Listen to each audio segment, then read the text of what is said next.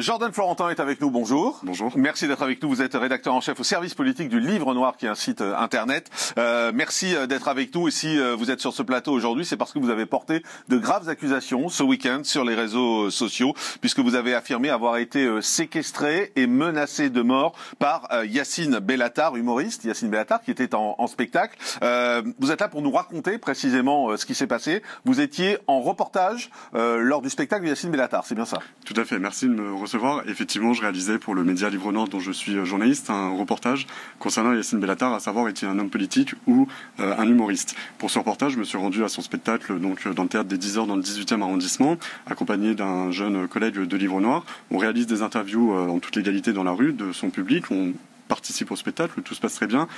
Et c'est à la sortie qu'en fait les choses commencent à mal tourner. Je me fais agresser physiquement, verbalement. Physiquement, c'est-à-dire qu'il m'attrape par l'épaule, me demande de rentrer à l'intérieur du théâtre. Les grilles se baissent sous la complicité du théâtre. Il demande à son équipe de nous retenir à l'intérieur. Il m'explique que je suis recherché par l'ensemble du 93, suite à un reportage que j'ai réalisé en toute bienveillance pourtant sur le grand remplacement, que je m'apprête à devenir Mila. Que vous apprêtez à devenir Mila? Que je m'apprête à recevoir les mêmes menaces de mort que Mila. Ça a commencé. Depuis 2 jours, je reçois des centaines de messages. Je tiens d'ailleurs, j'en profite de faire une parenthèse pour remercier Mila de son soutien. Oui, parce qu'elle a tweeté pour vous soutenir, effectivement. J'admire cette jeune femme. J'admire son courage. J'ai pas envie de vivre, en revanche, ce qu'elle a vécu. J'ai pas envie de le vivre parce que, d'abord, j'ai eu peur face à Yacine Bellatar. On a eu peur avec mon collègue. On se retrouve face à lui, face à son équipe. On est encerclé par 10 personnes. Il y a une violence verbale, physique, une haine dans le regard. Il m'explique que je suis rentré dans la cage au lion, qu'ici on est chez lui dans le 18e, que je n'aurais jamais dû faire ça, que je suis suicidaire. Et il m'explique qu'il va déchaîner ses hyènes, c'est comme ça qu'il appelle son public, ses hyènes, contre moi. Et que je vais vivre une véritable fatwa. Et que ma carrière, ma vie, allait s'arrêter pour m'être, entre guillemets, infiltré dans son théâtre. Vous avez l'air très touché ce matin quand vous en parlez. Oui, je suis touché. Je suis touché parce que je me suis demandé si j'allais pouvoir sortir de ce théâtre. Si les policiers n'étaient pas intervenus, je pense que j'aurais été frappé au visage par Yacine Bellatar. Je suis obligé de me couvrir le visage. Je suis en incapacité de sortir mon téléphone. Je ne peux pas contre-filmer. Hormis au début où on le voit sur les vidéos de Yacine Bellatar. Son équipe me fait supprimer l'intégralité des fichiers de mon téléphone. L'intégralité de notre carte SD qui prouvait qu'on avait réalisé en toute bienveillance un reportage devant dans la rue. Nous ne possédons plus rien aujourd'hui. Je ne peux miser que sur les caméras de vidéosurveillance si tant est qu'il y en ait du théâtre et sur la caméra de la rue qui permettra de prouver que la grille a été baissée. Moi j'ai le sentiment d'être doublement victime par ce qui m'est arrivé, mais aussi par l'humiliation que je vis après, puisque c'est notre crédibilité qui est remise en cause, c'est parole contre parole. Mais au vu des milliers de soutiens que j'ai reçus, de journalistes, de politiques, ça me met en confiance parce que tout le monde connaît Yacine Bellatar. Tout le monde connaît ses pratiques, ses méthodes. Il a violenté une policière il y a 2 ans. Il a eu des propos extrêmement graves contre Eric Nolot. C'est un personnage qui fait chanter Allah Wadba à son public en fin de spectacle. Ça, vous l'avez vu? Il l'a mis sur une story Instagram, vous pouvez la retrouver, c'est public. Et puis surtout, il m'humilie dans des vidéos. C'est-à-dire que lui et son public ont une centaine de vidéos de moi à l'intérieur du spectacle. Moi, je n'en ai pas. Donc c'est ma crédibilité aussi qui est remise en cause. Vous dites que vous avez été séquestré. C'est un mot fort. Vous confirmez aujourd'hui que vous avez été séquestré pendant quoi? Pendant 1 heure? Je confirme, je ne suis ni magistrat ni juriste, en tout cas c'est un terme que mes avocats m'ont confirmé. Retenu de force, effectivement. À 2 reprises, Yacine Bellatar m'empêche de sortir. On le retrouvera notamment, je l'espère, dans l'enregistrement de l'appel passé avec les policiers, puisqu'à 2 moments j'explique que je n'ai pas de réseau, que je souhaite sortir, et le garde du corps de Yacine Bellatar met sa main sur la porte et me dit « tu ne sortiras pas ». Quand bien même j'ai supprimé tous les fichiers, j'ai été très loyal.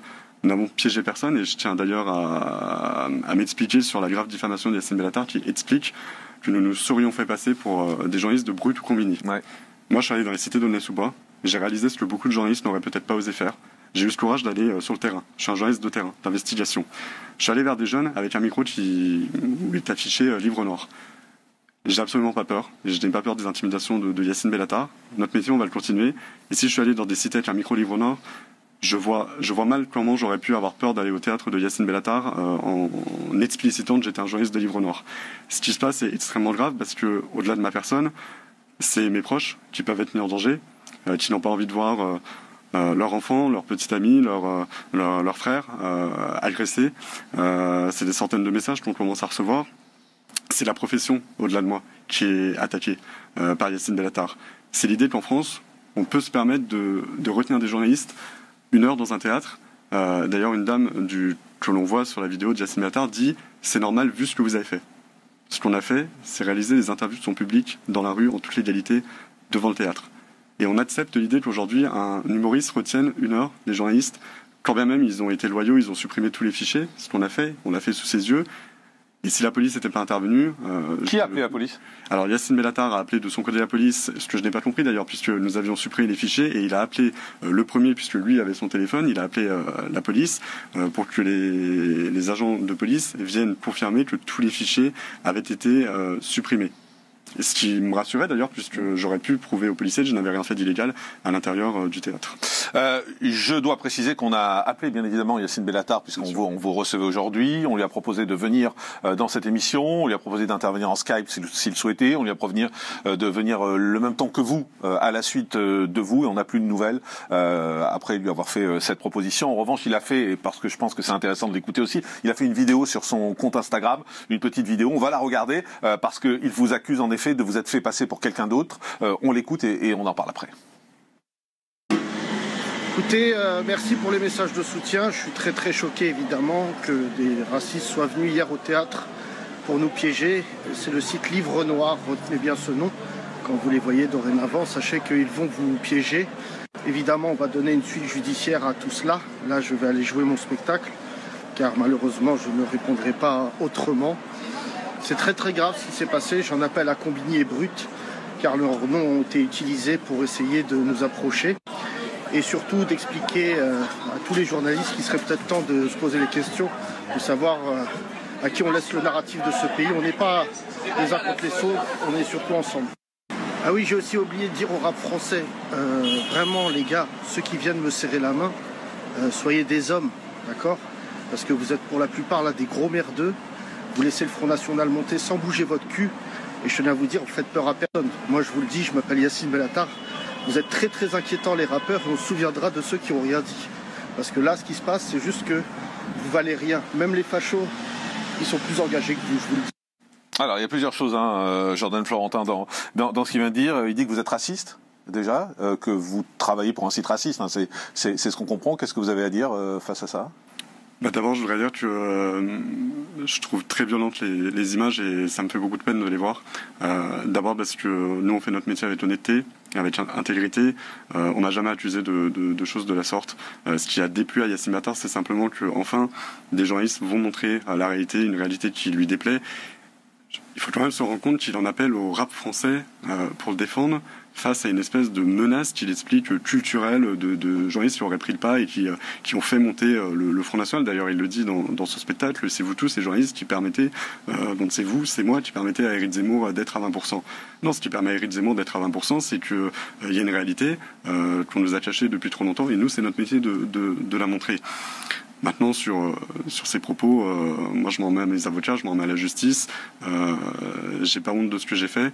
Je suis absolument serein de A à Z sur ce qui s'est passé. Effectivement, c'est parole contre parole désormais, mais je pense que on me reconnaîtra la passion et l'énergie que je mets dans ce que je fais, et l'intégrité surtout. Mais là, aujourd'hui, est-ce que vous n'avez pas peur d'être une cible, désormais? Parce qu'il en appelle au rap, il en appelle aux gens pour se défendre face à des gens racistes, puisqu'il dit que vous êtes raciste, que le site est raciste. Est-ce que vous avez peur pour vous? J'ai peur, oui. J'ai peur. Mais j'ai peur pour mes proches et j'ai peur pour ma profession. Moi, j'ai des milliers de gens qui m'ont écrit pour me dire courage à toi, continue, on te soutient. J'ai peur de ne plus pouvoir continuer à exercer ce métier que j'aime pour toutes ces personnes qui ont besoin de moi, de nous, de Livre Noir, mais j'ai peur pour tous mes autres confrères, tous ceux qui m'ont apporté leur soutien. Pour autant, je ne m'arrêterai pas. Je ne peux pas céder face à la menace de Yacine Bellatar. On ne peut pas céder. Avec Livre Noir, nous avions prévu une séquence toute la semaine à Marseille. Je vais m'y rendre. Je vais aller dans les cités, puisqu'on est des journalistes de terrain, d'investigation.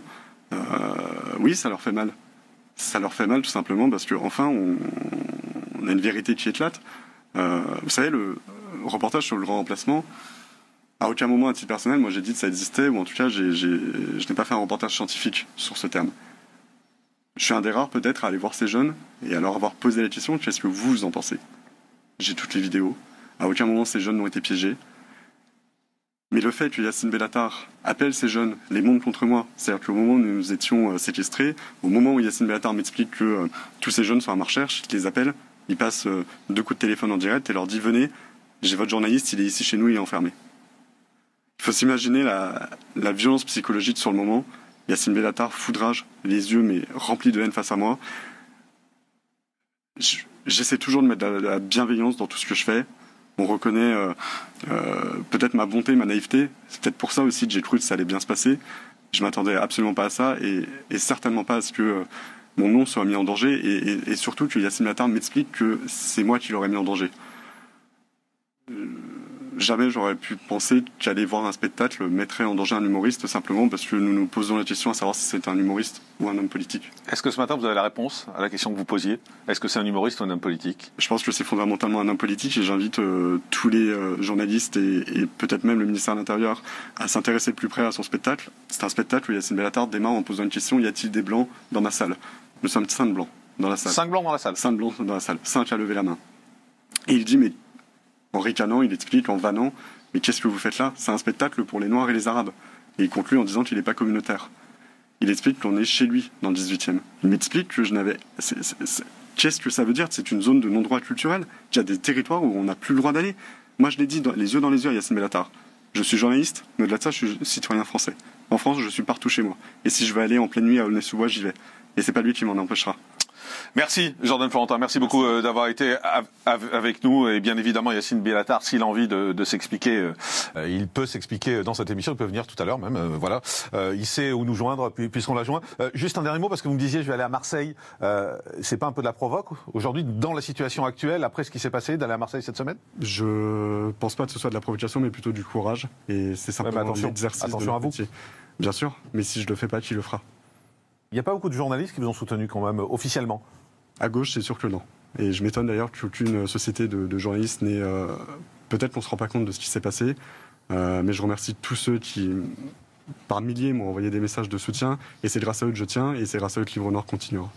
Merci beaucoup, Jordan Florentin, et bon courage.